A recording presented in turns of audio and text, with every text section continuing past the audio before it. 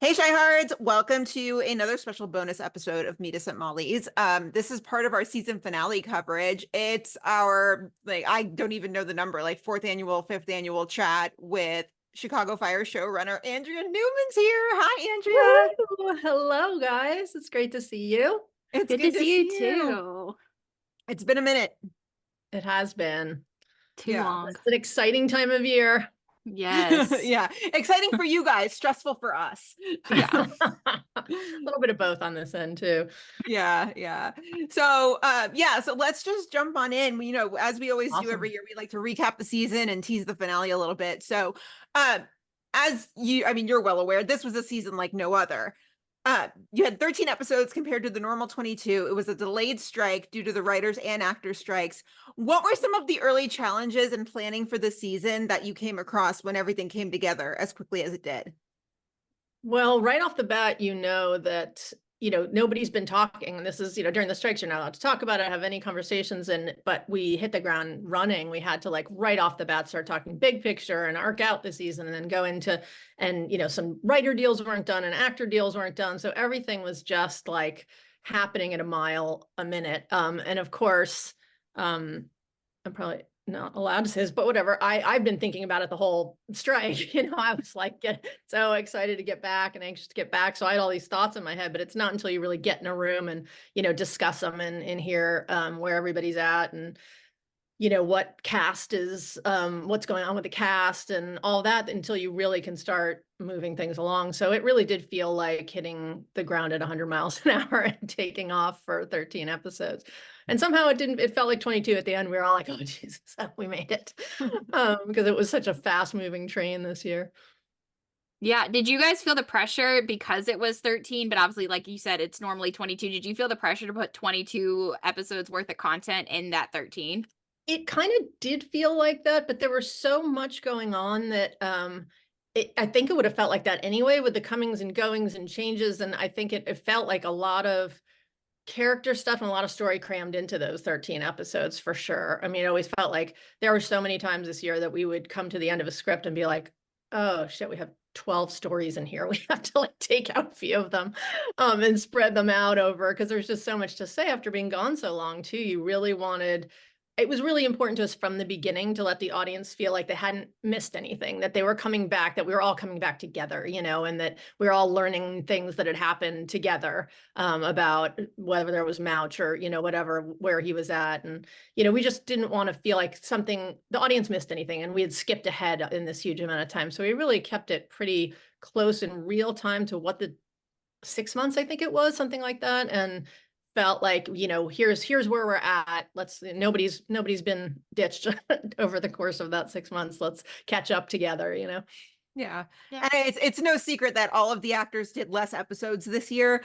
Obviously that's out of your control, but what are some challenges there? How hard is it to craft arcs for these people when you know they're going to be in and out of episodes?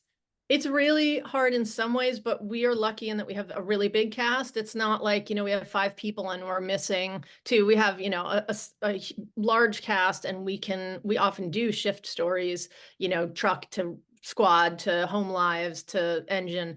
So, and ambulance, we have the luxury of being able to kind of switch focus episode to episode and not feel like there's a huge hole necessarily, some actors more than others. But are central. If when Severide or Bowden is not in an episode or Kid is not in an episode, that is felt no matter what the stories are. And so, there were challenges there, but I think, we're just lucky. You have a big cast and everybody plays up when it's their moment and they all can play up. So it, for us, as difficult as it is sometimes to arc out stories, when that's coming, it's not as tricky as all of a sudden, having the bomb dropped on you. Yeah. So getting into, I guess, some of the more specific storyline stuff, obviously kind of where we left off last year and this year began. I mean, we didn't get to have you on the podcast last year, but with Severide's absence, I mean, when it happened last year, I guess it seemed to kind of come up pretty quickly. And I guess we didn't obviously get to ask you this last year, but in terms of adapting your plans, what was that like when you found out he was obviously going to miss the rest of the season? It was, it was shocking in some ways, but I have to say that it's you really do take that as a creative challenge in a way too, and find the way that that makes sense for the character. And Severide is such the perfect character for that. He's literally disappeared before as a character, just kind of goes on his, journeys up to the cabin, or he's an independent kind of lone wolf guy in a lot of ways. And so him taking off, or him suddenly, spinning out over something or needing something in his own head, I believe that is for the character. So as much as it was sort of shocking, it was also a fun challenge to write what would feel like the most Severide version of that, what he would be up to. And in that moment, it was his obsession with arson and his kind of falling into his father's footsteps in some compelling ways. Yeah. And he was back to start the season, but Stella was very hesitant to trust him, especially when it came to the arson cases. We had a lot of conversations on the pod about where that hesitancy was coming from, and the root of all of it. And so, was it truly about the arson, or just that Severide had ghosted her? I think that she always saw, they both together have histories of addiction, like that's known. And that's something that even when they were talking about getting married and they were struggling with the idea of commitment, it was like, we've had struggles in the past and we've had our issues, and can we come together as these two, partially broken people, at least in the past, trying to come together and heal each other? And can we do that and take that leap together? And I think, there was always this underlying concern, especially from Kid, that he had this other side to him. And she sees arson as his drug, arson cases as his drug. And she knows he's gotten over the past addictions, but this has become the one she's most scared of in a lot of ways, because it is so, it's such a driving force for him. It's like he can't break out of that groove of Benny Severide that he's been trying to, that's her fear, is that he's going to go into that groove and she won't be able to pull him out. And arson is, when you read arson stories, I have to say, they make fun of me in the room sometimes. I get so caught up in them. They're so personally dramatic, arson stories. They're so, the personalities involved in arson and the stories involved in arson, they're just deeply, there's some real crazy there. There's some really dark stuff. And I think, he's drawn to that. That makes sense as, for Severide, he gets caught up in it, and it's sort of, it hits that drug spot for him. It hits that, like, it's like an amphetamine in a way. It's like speed. He's just getting caught up in this big drama. So I think that's her biggest fear. And so it was clear they never really talked it out. They never really said, she had just said, you're not doing arson anymore. And that was it. That's where they kind of had come to it when she went to get him. And he said yes in the moment because he wanted to be forgiven and he wanted to move on. But she knew that wasn't going to be easy for him. And he knew too. So it was something just rumbling under the surface that they were going to have to deal with. Yeah. Well, since he's come back though from the ATF situation, I mean, they've been in a pretty good spot. I know Miranda said recently though that like Stella and Severide have like this inevitable conversation about their future that's coming up that may set them on this like rockier course. So I'm just curious, what can you tease about that for tomorrow's episode? Ominous. It's what'd you say? That sounds ominous. It's it's not, there are a couple little explosions in the teaser tomorrow that just when you think, they've gotten to this smooth place, it's like they're too fiery, for lack of a better word, characters, and coming together, it just, creates a double flame. And there are a couple things happening at the firehouse and personally that come to a head in the finale that are gonna rock both of them and rock that relationship. A little scared now. Yeah, just a little bit. Yes. Those two are scary. They're so, I keep saying, they're so hot together, and the heat is on both sides. It's like the passion runs so deep that it's like they're so deeply in love, but there's also just this lurking kind of like, the heat can go dark too. And so you just, you always have to be a little bit on the lookout for that. Yeah. The other thing Stella has been dealing with this season is trying to fill the gap that was Gallo's spot on Truck. So she did so at first with Gibson. What did you like about that character initially? We really loved the character because there were a bunch of reasons. We loved his kind of dark history, or I should say painful history that we learned, about pretty quickly. But the idea that he was kind of knew that saving Kylie, our beloved Kylie, in that first episode, he was a guy who, as a character, was really out to prove himself. You know, he had a lot of sort of demons to put behind him and prove himself. So he was, you know, coming hard. And I think with that character, what was intriguing is will he be able to, when he's faced with that past, will he be able to get over it and move on, or will that still be dragging him down? Yeah, and kind of going after that, I think Gina and I both were pretty shocked when he like left so quickly, and it seemed like we were like, "Oh, he'll be back," and they're like, "No, just kidding. That's pretty final." I guess was the plan for him always to be on the show just for that arc, or did something happen else that kind of led to that being kind of the end? I think what we always said, and is true on Chicago Fire, is that it is so hard to replace the beloved characters, and often what it takes is a couple of characters to cycle through to kind of get rid of the memory, like not have everybody compared to Gallo. Like it was when Casey left, it was so impossible because you don't want anybody who comes in next is going to be compared to Casey. Same with Brett. When she left, we, you know, right away did not bring in, you know, who was going to be our forever EMT, because it's almost like you need to cleanse the palate in a way, character wise. And we really liked Gibson. You know, we didn't have a set amount of episodes in mind for him, but we did know we wanted to see him go through this struggle when this call happened that really hit all his buttons. So how he was going to handle that and how long that was going to take just kind of depended on, you know, what it felt was right story-wise, and right for the character. And that ended up being the right timing for both Carver and for Gibson to have their little journeys together. Nice. And one of the biggest storylines of the first part of the season was the Brettsey wedding, of course. I think a lot of fans were really surprised that Violet was Brett's maid of honor and not Stella. Was there any thought that went into that decision, or not really, and just kind of happened? You know, it was, I feel like what they had become so close as partners, and that I feel like, you know, for Brett, her friendship with Stella is so deep. It wasn't, it was something that is permanent, you know, was there for so long and was there. And for Violet, I think it was a special nod to like what they had built together as partners.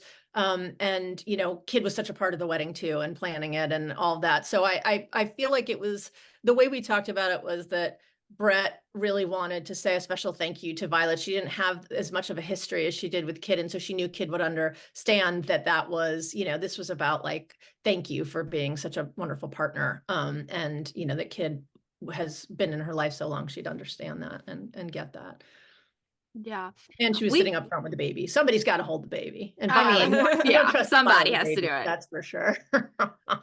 Obviously, we loved how much Tony was involved in trying to help plan this whole day for Brett. I guess just curious, like, why Tony of all people? You know, it's funny because I mean, obviously he's a firefighter in real life too, but he's like one of those guys, and we think of this, you know, as a Tony characteristic too, that just has like knows everybody. If you say the fanciest restaurant in Chicago, he'll say, "Oh, yeah, my cousin's the maintenance guy there." It's like the hookups are random, but they're in every single way, in every single form. So we just thought it was fun for him to kind of be the driver of it, the secret ingredient in planning it. And he's also just so, it would never occur to him that there's any real difference between the Shed Aquarium and, you know, his favorite fish store from his youth. He's just like, they're both cool, so what's the problem? And also he knows the Shed is closed. Like he's the guy that would know that. Like, what are you talking, the Shed? That's the, you know, everybody knows that's closed right now. Why would you think that? But it was funny because at one point, Tony, who is the actor Tony Ferramo, who's, you know, been acting just since Chicago Fire started, this is his first acting job. When he read the first script, he was like, "Am I fucking with her, or do I really know the Shed is closed?" And I was like, "You really know the Shed is closed." And we made sure that nobody ever said Shed Aquarium in front of him. It was always the aquarium, you know, we never had. So when he hears that, he's like, "Oh, that cool place when I went all the time as a kid." Yeah, it's like, yeah, I got a hook up there too. He probably had a hook up at the Shed too, but it's closed. So yeah, he's a lot of fun to work with, and very much, you know, we lean into who he is in real life. I have to say too, he's just a delightful, awesome guy. Love that. Did you always know Bowden was going to officiate the wedding? Yes, that was a plan from the beginning. It was so lovely when he walked Kid down the aisle, as a father figure. And it felt like, because he was so close to both of them and he's such the father of the family, in a big way, it felt like a new role that wasn't just, the father walking down the aisle, becoming the center, having the being able to give the speech about who these two people really were. That was Bowden. Bowden could do that like nobody else. So we did know that. That's awesome. We saw obviously Griffin and Julia at the wedding, but no Ben. Was that just a result of the actor not being available to shoot? So funny story. We didn't get Ben. We were like, you know what? We'll put an extra in there that looks kind of like Ben, since we can get Ben to sit next to Griffin. And then the actor, people are going to go back and look now, but the actor that was picked could not have looked less like Ben. So, and at one point, and had these big glasses, and I was like, is that Dame Edna sitting next to Griffin? Like, what is happening there? And so, and then it turned into like all these different people switching out at different times. And I was like, well, Ben doesn't wear glasses, so at least let's get rid of the glasses. But then the extra was like, I can't see without the glasses. And I was like, you don't need to see anything. You're an extra sitting at the wedding. You don't need to see. Just, so it was quite a elaborate event. We tried to pull one over as it being Griffin and Ben. We failed, I think, on that front. So Ben was busy at college. Maybe he had exams or something. That's what I'll say. Ben was not able to attend, but Griffin was there to speak for both of them. Oh, that's funny. That's funny. So we didn't get to talk last season, but Carver has had quite the development since he's been introduced. We went from not liking him that much to kind of enjoying his storylines. What have you enjoyed about writing for him and seeing how far he's come? I just love the character. I love Jake, the actor. They are similar in the ways that they are both so committed and hardworking. And I just think the Carver character, and he's not, things seem to have smoothed for him, but he again is somebody with a past that's, liable to catch up to him at any moment. And we definitely play with that coming up. He's become like almost like a rock lately. And I don't think that's his comfort zone. You know what I mean? I think he's become the guy that people come to and he keeps an eye on, but it's sort of like he's playing up as best he can for Violet and for Kid. And underneath is always, there's always a struggle, and we'll see that struggle soon. But just as in terms of the character, it's funny, Jake said something really interesting about him once, which is that Carver is totally comfortable around people who are uncomfortable. And I think that's true. When things are really awkward or when somebody's really struggling, the Gibson story is a good example of that. He can be the calm voice in that storm. He can see, crazy stuff going on in front of him and not get riled by it. And yet underneath, he's got all his own goings on and boiling ups too. So we'll see some of that for sure in the finale. And then obviously speaking of Carver, Violet and Carver have now started their new relationship this year. What do you like about that relationship specifically? I like that there's such an obstacle between them, because we've all seen her struggle to start dating again. And he likes to keep it light and, keep it casual, but that I think can only go on so long. So the simmering kind of tension between them has to come to a head at some point, and will. Oh. And with Brett leaving, Violet also needed a new partner, and we got introduced to Novak. So she's quite the personality. It took Violet a little bit to get used to, but what do you like about her and the new energy she brings to 61? That actress Jocelyn's a lot of fun, and the character is so fun to write. She's somebody who she's just such a great contrast to the Violet character in terms of she's so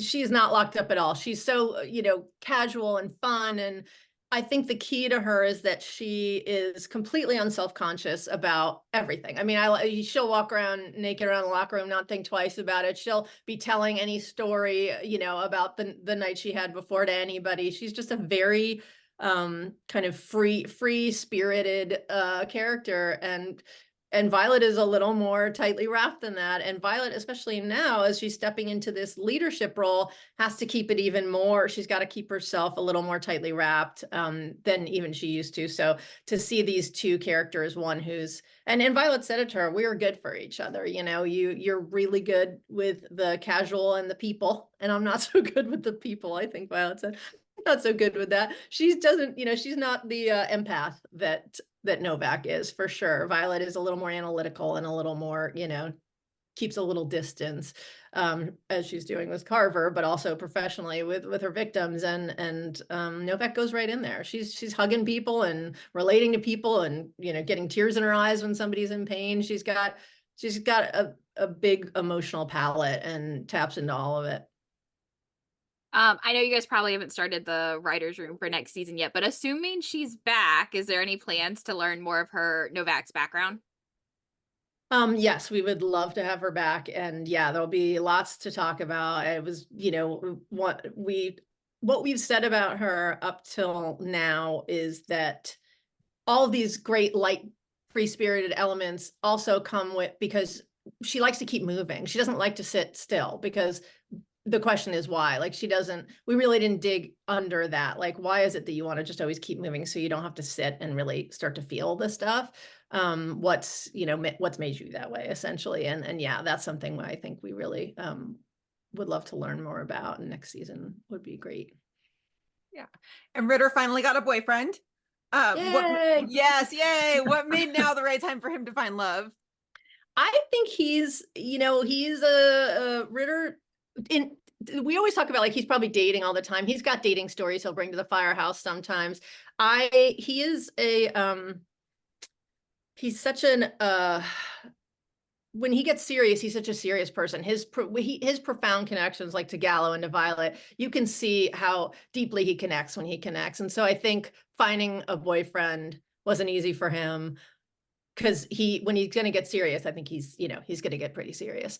And so it's been looking for the right guy, and it was sort of unfortunate for him that it was a cop, because that caused all sorts of problems for him. And a lot of jokes on the set with our firefighters, our real firefighters, because first of all, it's hilarious because half of them have siblings that are police. But all they do is make fun of each other. And every firefighter has a story about, cops and firefighters both grow up wanting to be firefighters, but only some of us can get there, and the firefighters are they just mock each other relentlessly. And in this season in particular, there was a lot of real tension between Severide and the cops in a couple episodes in a row, dealing with the gang and protecting the girl who had gotten involved in the gang, and then with the investigation into the sound recording studio fire, he got into it with the cops in that one too. So that's right when Ritter met his boyfriend. And so it just became like, I'm hiding something. And we just thought there was a lot of fun, obviously, metaphor going on there too, when there was the big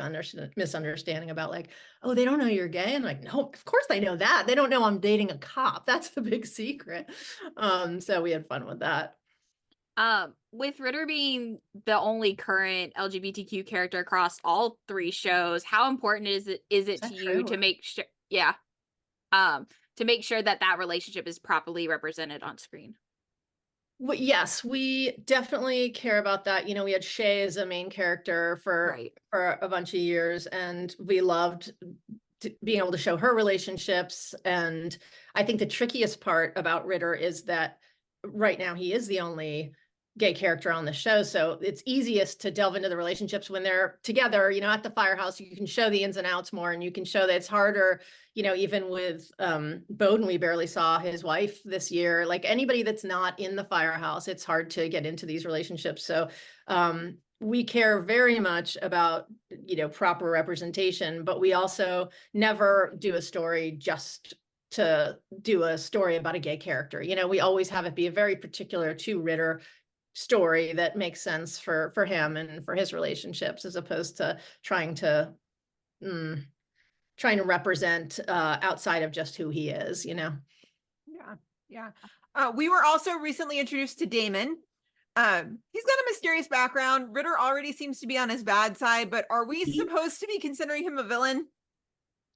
I think, you know, there's just a big question about he's such a guileless seeming guy. He's young and seems hardworking and determined to be good at this job and to fit in with everybody. And he went out of his way to help get the Girls on Fire program back. He seems kind of naive and young, and yet we know there's something going on that he's not talking about. And yeah, when we find out what that is, we'll know a lot more about what's really going on with Jack Damon.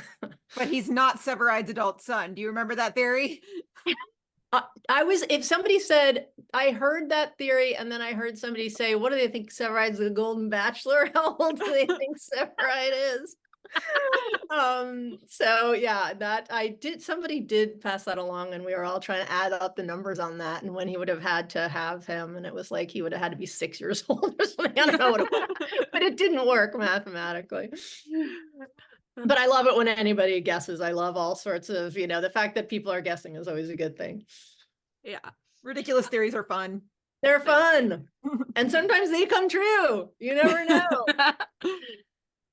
So you kind of alluded to it already, but the finale description teases this tense call that brings up memories for both Carver and Damon. And I'm just curious, what can you tease a little bit more about that? Like, do they have some sort of shared past that we don't know about yet, obviously?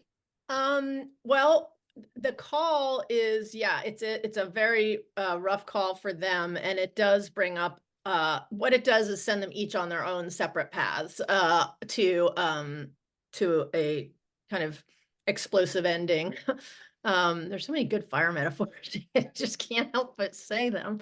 But yeah, it does have, they both, the call that happens sets them both on a sort of separate courses, but courses that lead to the edge of a cliff, basically, that they have to make a decision about.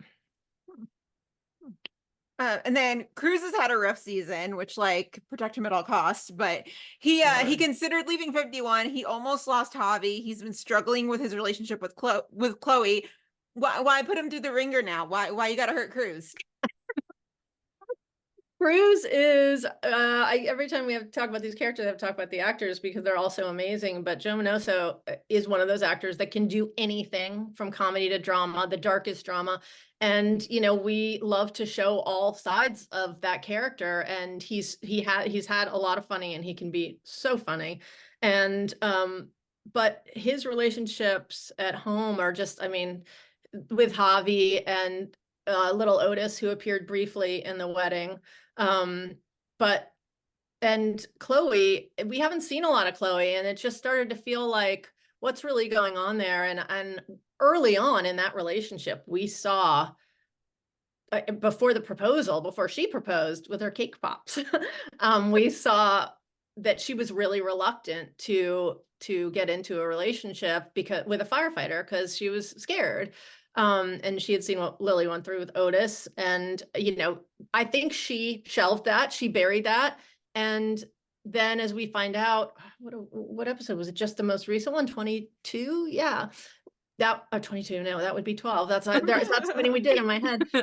Last week's episode, we found out that Mouch almost dying affected her as much as it affected Trudy, essentially seeing what Trudy went through. And so that's Cruz puts together, that's what was really going on. That's when it started, her pulling away. And that happens. So it's a scary, dangerous job. And Cruz does have a happy family life, but at the same time, you have to show the reality of how hard it is to be married to or be the kid of a firefighter. Somebody puts their life on the line every day like that, and the real effects of that. And we wanted to show that with Cruz because he's so strong, and his relationship with Chloe is so strong, and the family is so strong, and yet it can still cause fissures and cracks in any relationship. Our Steve Chikorotis, who's our producer and the soul of the show, really was there from the very beginning. deputy fire chief at the CFD for a long time. He told a story, and we did it season 1, but that I think about all the time, of his kid, when his kid was about 8 or 9, just blocking the door and not letting him leave the house. We did it with Herrmann's son Luke in season 1, but we think about that all the time because, of course, as a spouse, you're not going to do that, but that's every part of you wants to do that. Like, don't go to that job, or I might never see you again. And I think Chloe just got hit really hard by Mouch. We wanted to show the ramifications of that. Yeah. And speaking of Herrmann, he had a little health scare in the beginning of the season with the hearing loss. And I know David's been pretty open about the fact that he, you know, also has hearing loss and wears the hearing aids. But was that storyline influenced by real life? Yes, absolutely. It's real life, not just from Herrmann, but because we had heard, you know, we have firefighters all over the set and around our locations and as consultants, and a bunch of them have hearing aids as well for explosion, because of explosions, and getting too close to explosions or even collapses. They can have, the decibels are crazy high. So it felt like when David told us about the hearing aids, it felt like, oh yeah, that works. That is a story. You know, that's something a lot of firefighters have been through, and let's show that, and show, you know, the 51 way of handling it, which is just mocking him relentlessly.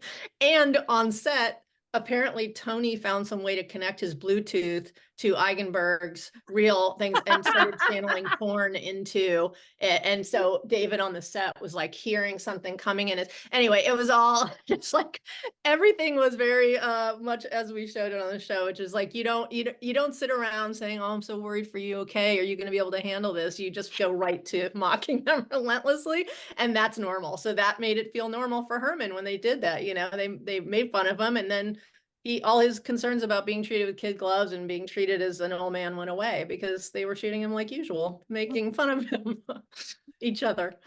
It's hilarious. That's so funny. So we've had Kylie back every now and then to fill in on Truck. Any chance she may find herself on Truck in a more permanent position? There's always a chance. We love Kylie, and Kylie has a really special relationship with Kid, obviously. I think there's reasons because of that to keep them apart a little bit too, and that would be a struggle. It would be a choice that, you know, first it was Kylie's choice about, you know, I just want to have somebody else. Like, I've been brought up under you, and I want to kind of create my own path and make sure that it's not like I can't do it without you.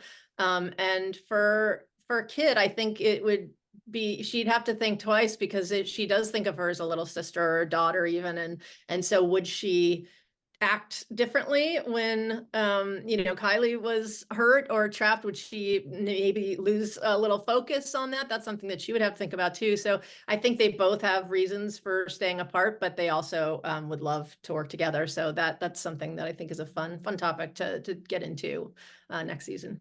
And one of our favorite Kylie scenes this season was such a small moment where she and Severide high five on the way out of Bowden's office. Was that scripted, or was that Taylor and Caitlin? It was scripted, and I loved that you guys noticed that. It's such a like real fan would notice it. It's such a big brother, little sister moment. You know, it's like, it just, no words need to be said. We just wanted to acknowledge that those two clearly, you know, have this connection. Yeah, they don't need to do a whole like, oh, hey, great to see you. It's just like, yep, sister, I got you. You know, I love it. I love the way they did it. And yeah, but it was scripted. Yeah. Love it. That's awesome. Obviously the last couple of weeks have been focused on this Chief Robinson Lennox drama of all of that. Is that gonna, like, are we gonna find out for sure kind of like an end all be all answer in the finale with all of that?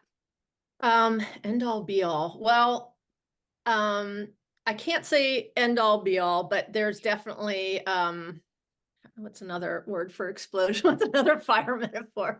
There are definitely going to be bombs you know, going off between those two. I think you know, Bowden can be civilized only so long, and keep his temper and his rational mind only so long. They have a really fun exchange, those two, in the finale, where the gloves are really off and they're talking to each other. It's one of my favorite scenes. They're just yeah, we see kind of both of them drop down a level than they would probably have liked, more than they would have liked, and go at each other a little bit. But yeah, it'll come to there will be a culmination of that battle between them for sure.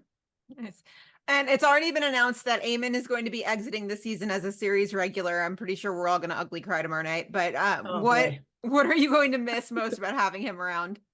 Um, our plan is, as we've told him many times, we're never really going to let him go. He will be around, but there's so much to miss about Eamon, and I don't want to start crying, but he is, the best human being, and that character, again, there's so many parts of him that are the character, but the biggest heart that exists.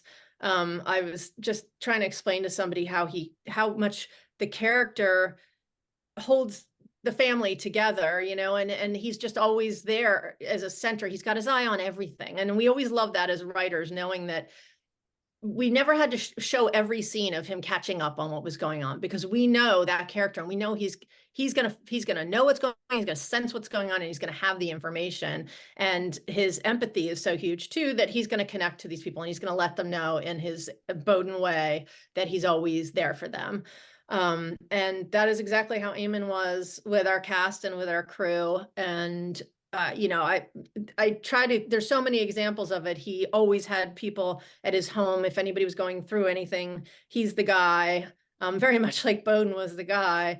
And, I somehow he found out one time when I was on set that it was my birthday and I was in Chicago alone. And then all of a sudden, the next thing I know, I am at Shaw's Crab House with Eamon and a cake and a candle, and he's singing to me, and Steve Chikarotis from the fire department, because he's like, you're not going to be alone on your birthday. I'm going to make sure of that, and I will sing to you to make sure of that. So it's him and Chikarotis singing to me, these two guys, and that's who Eamon is. It's like, that's how he's treated everybody. And it was the last day of shooting him in the office of Chief Bowden, because again, he's around, but he's not going to be sitting at that desk next season. And so the last scene in there, whoo, not a dry eye for anybody. And Eamon himself just kept being like, I can't do that. I can't keep it. He was trying so hard not to lose it. We were all trying so hard. But yeah, I mean, you cannot overstate what Eamon and what Chief Bowden has brought to the show. And hopefully we'll continue to bring to the show, if not every episode, in the episodes that he's in. He is, Chief Bowden. Dick always says he was the first actor cast on the show. And the second they cast him, Dick was like, the show's going. I know it's going, and I know it's going to be on for a really long time. So that's our Chief Bowden. That's awesome. Do you have a favorite comedy storyline from this season? There are ones that make me laugh the hardest, and but then there are ones that are so perfect for the character too, that like the parking ticket and Mouch was just the most perfect crotchety Mouch storyline to me, that he's always feeling like, the city's trampling on him and not respecting him enough. And then he gets a parking ticket, parking a fire truck in front of a fire hydrant. Like, I just loved that story because it was so perfectly Mouch. I also found Herrmann stalking his kids and getting busted by Cindy hilarious. They like Cindy cracked me at the look she gave him, and Ritter trying to run interference, like, my idea, and Cindy's like, forget it, buddy. Like, I know exactly whose fault this is, but also, like, we are not that kind of family. And Herrmann trying to figure out what that means, like, what kind of family is that? Like, there were a lot of elements to that one that got me. I'm sure I'm forgetting more from the beginning of the season. Yeah, I those are the two that stick out, but like I said, I love them when they make you laugh out loud, and I love them when they're just character perfect too. And you just like, yeah, that's Mouch's lot in life. That's what's gonna happen to Mouch, I love that. Yeah. And we can't have you on the pod without asking you about the finale. So can you tease Wednesday's finale in 5 words or more if you'd like? Oh. Gotta add up words. I mean, this probably has been, yeah. Oh, well, big character revelations, and big relationship changes. That's 6 words. But big was said twice, so it's kind of like it counts as 5 words. Well done. Well done. That's funny. What were your guys' favorite comedy runners? Now that you asked that, I have to hear yours.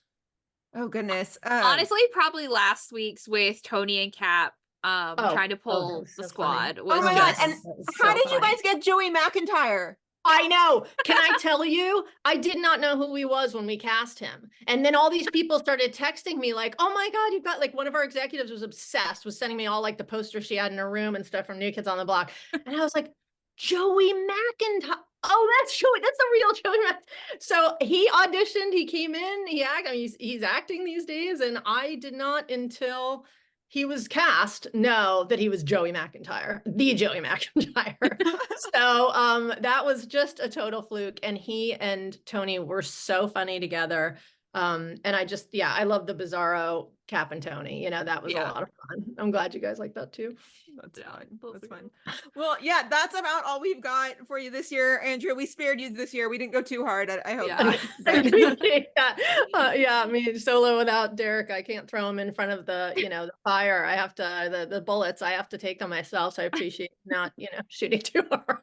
I mean, we can throw him under the bus if you'd like. No, I love how much you guys support the show. I love the podcast. I love having all the questions like that come from like a really knowledgeable place where you really know these characters and know the show, and it means a lot to all of us on the show. So thank you for investing in it and being part of it. Really, yeah, we love it. Thank So you. yes, thank you so much for coming on, and let's do it again next year. Yes. Let's do it. Awesome. Thanks, Andrea. Bye.